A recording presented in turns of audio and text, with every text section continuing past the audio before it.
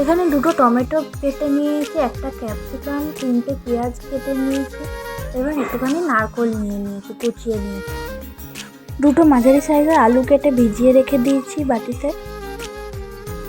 এবার একটা পেস্ট করে নেবো। তাতে দেখুন কী কী লাগবে। 15 কোয়া মতো রসুন নিয়েছি, 1 ইঞ্চি আদা, 1 চামচ জিরে নিলাম, গোটা জিরে, 1 চামচ গোটা ধনে নিয়ে নিলাম, 5-6টা কাঁচা লঙ্কা নিয়ে নিচ্ছি এবং সামান্য একটু জল দিয়ে এটা পেস্টটা করে নেব। গ্যাসে কড়াই বসিয়ে সর্ষের তেল দিয়ে নিয়েছি। তেলটা যেই গরম হয়েছে তেজপাতা, শুকনো লঙ্কা এবং গোটা জিরে দিয়ে নেব ফোড়নে।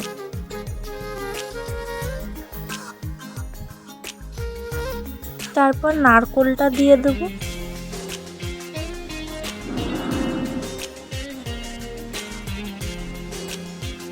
সামান্য একটু হলুদ দিয়ে নেব, দিয়ে ভালো করে সবটা মিক্স করে নেব।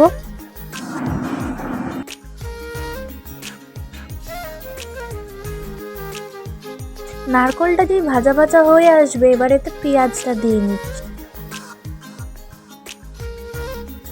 ক্যাপসিকামটাও দিয়ে দেব, সাথে টমেটোও দিয়ে দেব।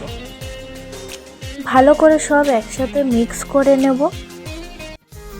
তারপরে এটা আলুটাও দিয়ে দিচ্ছি। আবারও ভালো করে সব সবজির সাথে এটাকে মিক্স করে নিচ্ছি আলুটাকে। এবারে এতে আন্দাজ মতন হলুদ দিয়ে নিচ্ছি,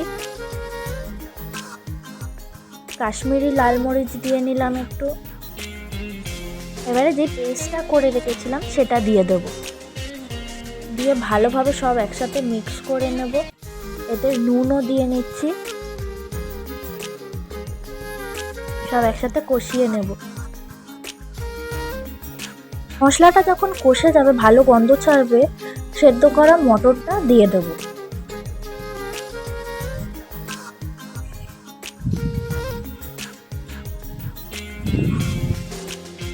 আবার মটরটা দেওয়ার পরে ভালো করে মিক্স করে নেব সব একসাথে।